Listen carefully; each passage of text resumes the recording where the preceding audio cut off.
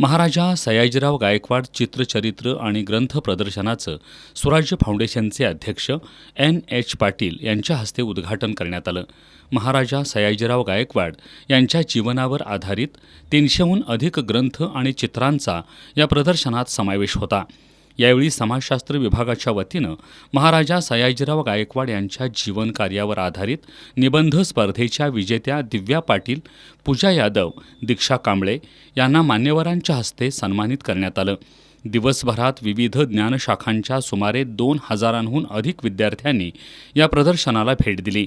प्रदर्शनाच्या शुभारंभावेळी तात्यासाहेब कोरे college of फार्मसीचे प्राचार्य doctor John D'Souza, Yashwantrao Chavan Warna महाविद्यालयाचे प्राचार्य डॉक्टर AM शेख, समाजशास्त्र विभाग प्रमुख प्राध्यापक दिनेश पाटील यांच्यासह प्राध्यापक, कर्मचारी आणि विद्यार्थी उपस्थित होते.